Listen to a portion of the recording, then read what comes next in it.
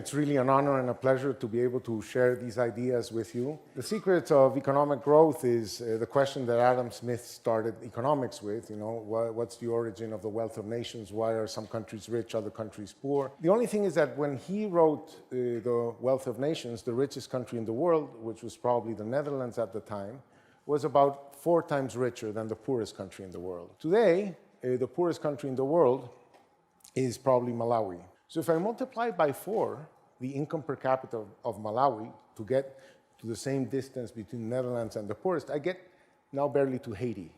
If I multiply by 4 Haiti's income, I get to Morocco. If I multiply by 4 Morocco's income, I get to Poland.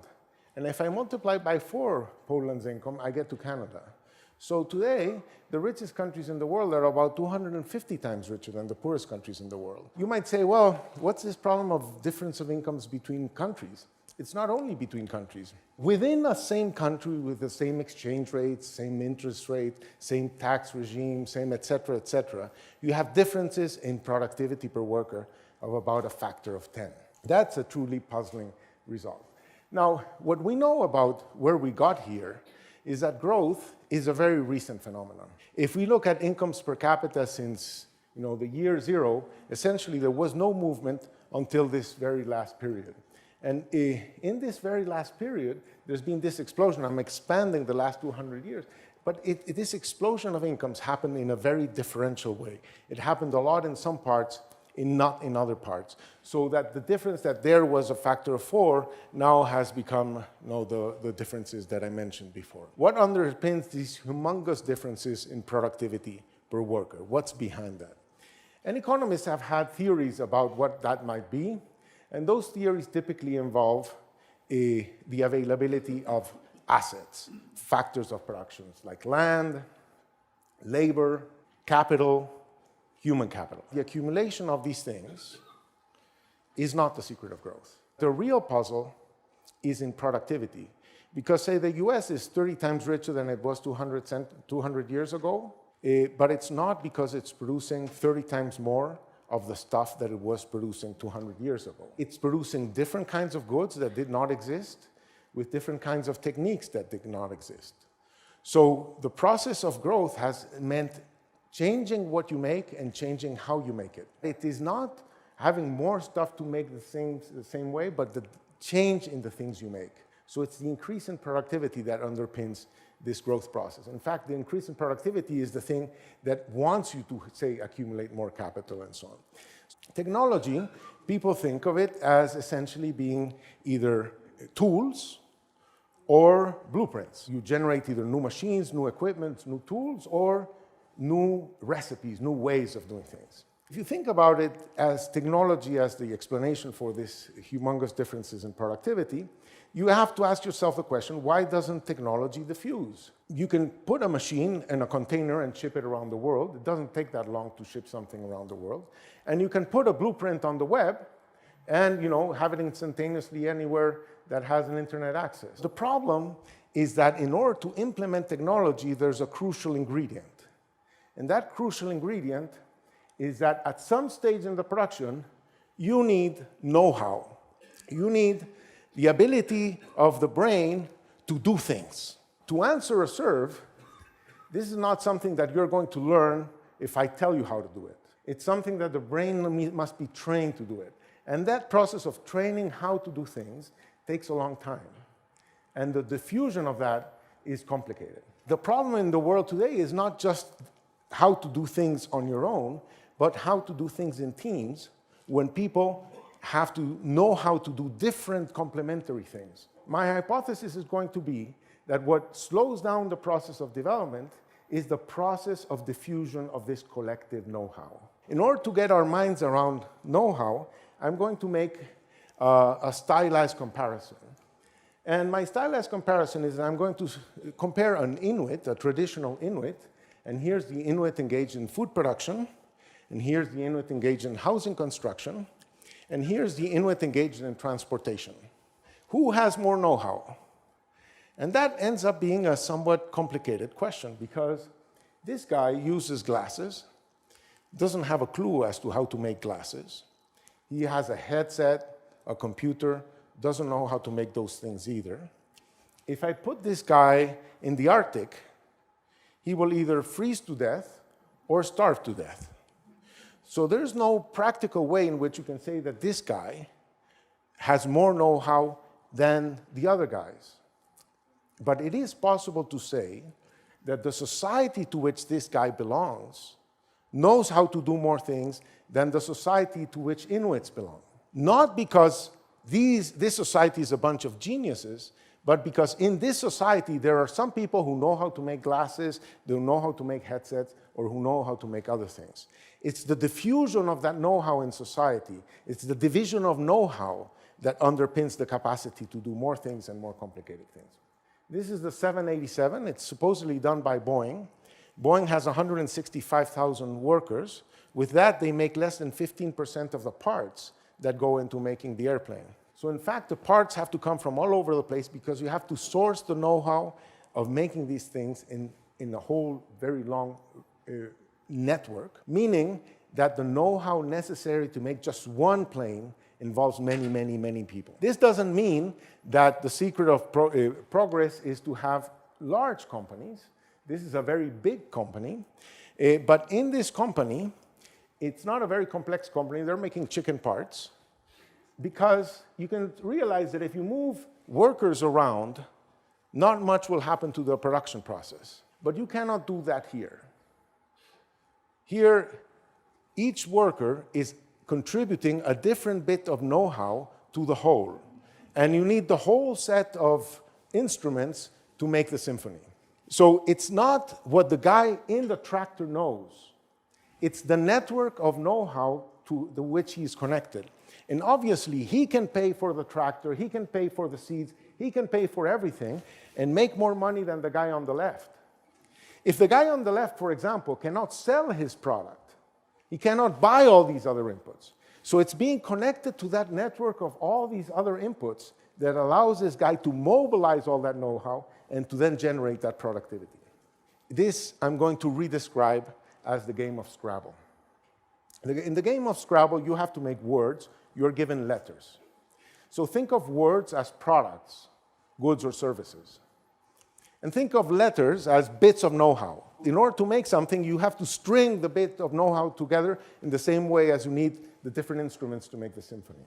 If you only have one kind of letter, you are most going to make one kind of word, say the letter A. But if I give you 3 kinds of letters, now you can make these 4 kinds of words, and you can make 3-letter words. And if I give you 4 letters, now you can make 9 words, and you can make 4-letter words. And if I give you 10 letters, now you can make 599 words. What's happening in this process is that as you get more letters, you get an increasing number of words, a better diversification of what you do, and longer words, more complex products.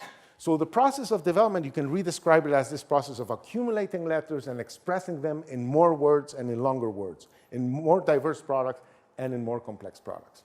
And this, we can observe the telltales of this process by looking at how many products countries are able to make and how hard it is to make those products. So for example, here, the most diverse country in the world is Germany, and there are very few other countries that are able to do the things that Germany is able to do. While the poorest countries in the world make few things, and they make things that everybody knows how to make. They make shorter words. So the more letters you have, you make more words, and you make words that are harder to make. So with these tools, we developed an index of trying to attempt to measure how many letters a country has, how much productive capabilities a country has. And this is our picture of the world in terms of economic complexity. The US is very complex, as is Western Europe, Japan, a little bit less China, China more complex than India, and even within Africa, you see Tunisia is complex, and Egypt at the top, South Africa at the bottom, and so on. What does it know how to make? And you may ask yourself the question, does this relate to how rich countries are? And it does. It does a pretty good relationship between how many letters you have here and how rich you are. And you might say, well, this is a pretty good relationship, but it's not perfect. Does that indicate a certain defect of the theory? To which I might answer, well, maybe it reflects a certain defect of the world. Here is India. The theory would say, tell me, how is India so poor given how much it knows how to make? Well, maybe that's the reason why India is growing so fast, because it already has what it takes to be richer. So the idea is that this metric of how much you know may drive where your country is going to, how rich you're going to be. We now understand that the secret of growth is to get more letters and to express them in more words and in longer words. The problem is, how do you do that? Because if you wanted to make, say, we're here in Switzerland, if you want to make watches, you need watchmakers. But if the country never made watches before, there are no watchmakers. And if there is no watchmaking industry, why would you want to become a watchmaker? And even if you wanted to become a watchmaker, who are you going to learn watchmaking from if watches are not being made? So the difficult question is, how do you coordinate the appearance of the letters with the demand for the letters in an industry that needs them? How do you coordinate the need for a capability with the supply of that capability? And the question is, how does the world solve this problem? And the world tends to solve this problem by moving from words that use certain letters to other words that use maybe very similar letters, adding maybe a letter or two, so that this chicken and egg problem that we need to address is easier to solve. But then the question is, what do you mean by nearby? What does it mean for a product to be near, cognitively speaking, some other product? Well, to get a sense of that, we need to think sort of like spatially. So think of this metaphor where every product is like a tree in a forest. Trees are at a certain distance from each other, depending on how similar are the letters that they use. So if they use very similar letters, they'll be nearby in the forest. Otherwise, they'll be far away in the forest. We were able to map this forest in this idea we call the product space. And the product space is, if you want a map of the forest, every product is like a circle. Here they're sized according to world trade. And they're connected to other products that use sort of like similar cognitive skills, if you want, similar capabilities. And you see very quickly, there are some dense parts of the forest. This is machinery, this is construction materials, that's garments and textiles, that's chemicals, that's electronics. We didn't put them there, they put themselves there. Very interestingly, that they're very dense parts of the forest, but they're very sparse parts of the forest. For example, the big blob, black blob up there is oil. It's big, but it's disconnected, while machinery is very much connected to other things. If you know how to make one kind of machine, it's easy to figure out how to make other kinds of machines. So products are going to differ in two dimensions. In how long are the words, how many letters do they use, and in how connected are those products, is how much you could use the words, the letters that you use for one word if you were to make other words. How close is that tree from other trees in the forest? So with this, we are now going to redescribe the world. Redescribe the world, we have to imagine what is a country in this description of the world. And a country is going to be a collection of monkeys that live in some of the trees. Monkeys are like firms. Firms make products. Products are trees. So the monkeys is living on a tree, exploiting a tree. Okay? So we can now describe a country as to where it has its monkeys. So for example, here, I'm contrasting the monkeys in Venezuela with the monkeys in Mexico. And you see that there's much more know-how in Mexico than in Venezuela. They know how to make many more things. They make printers, TVs, cars, and so on and so forth, while here we have the big blob at the top, oil, and little else. So countries differ in how much they know how to make. And in where in the product space are those things. How many other trees are they near from? How many other things it would be easy for them to move into? Now, we're going to see how is it that monkeys populate the forest? How is it that monkeys move in this space? And in order for us to understand how monkeys move in this space, I'm going to tell you the story of Korea. So this is Korea this is the product space. That's Korea in 1962. We're going to be zooming into this place where Korea suddenly developed batteries. From then, it went to develop these other products. From then, it went to develop those other products. And from then, it went to develop CPUs and computers. So the monkeys were populating the forest by jumping from where they were to other products that used more or less those words, but added some. And that is how Korea ended up populating this place. This is two countries, Ghana and Thailand. They start in 1962 with very similar levels of income. In the intervening period, Ghana invested more than Thailand in education, so they accumulated more years of schooling than Thailand. They had the advantage that the education in Ghana was in English, which is the lingua franca of the world, so it makes things easier. So let's look at what these countries knew how to do in 1962. Well, you see the colors are fairly similar. There they were doing cocoa, here they were doing rice and rubber, but essentially very similar productive patterns. Let's look at what happened in the intervening period. Ghana diversified a little bit, see more or less similar colors, they added gold. And Thailand completely transformed what they did. Thailand suddenly, the old stuff is this thing here and there, but they suddenly are making electronics, cars, trucks, chemicals, a bunch of other stuff that was not there before. Incomes in the two countries diverged so that now Thailand is 4.5 times richer than Ghana. Countries are facing different predicaments, and obviously that leads to different emphasis of strategy if they wanted to do something about it. Now, we can use the position of the country in the product space and how easy it is for them to get more letters to predict growth. And this is our estimate of growth for the world in the next decade using this framework. And as you see, we're very constructive on India and Pakistan, a little bit less growth in China, very positive about Southeast Asia. So this leads us to a bunch of interesting and important policy questions. You have heard repeated many times that countries should specialize in their areas of comparative advantage. That's probably one of the most dangerous statements that has been ever said, okay? In the process of growth, countries don't specialize. Countries diversify.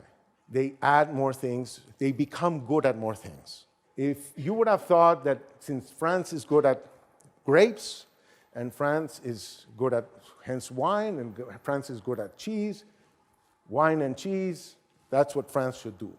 If you look at what France does, it's hard to find wine and cheese in their export basket. They're making airplanes, they're making cars, they're making chemicals, they're making a ton of other stuff. They are still very good at making wine and cheese, but they evolved being good at many other things. Germany is the most diverse country in the world. They have not specialized, they have diversified. The process of diversification is more about adding capabilities to your capabilities than it is about adding value to your raw materials. Let's go back to this question. Why do we observe these differences in productivity? It's again because it's not the letter that this guy has, it's the capacity of the guy to combine his letter with other letters to make longer words. So this goes to the question of inclusive growth. What makes growth not inclusive? It's the inability of people to combine their letters with other letters to make more complicated products or to make more things more productively. Now, this guy here is connected to the logistics network, to the supply network, to a knowledge network, to a bunch of networks that allows him to the financial network, that allows him to buy the stuff on credit, get it delivered to his place, use it, etc. If something breaks down, to have the services, etc. He is connected to a whole set of things that allows his effort to be productive. So the challenge of development is to get more letters, to be able to do more words and longer words, to have the monkeys populate the forest. But in order for the monkeys to populate the forest, to jump from tree to tree, we want to give the monkey some instrument, some element, so that he can orient himself in the forest. And that is why we have developed this tool, the Atlas of Economic Complexity. And this tool makes it's a free tool, it's open to anybody, you can log in and Google. We're building this thing, this is just the beginning of the process. We want to develop more tools, more instruments for the monkeys to be able to make better decisions and to move around in this space. I think it's an exciting way of promoting inclusive growth in the world. Thank you very much.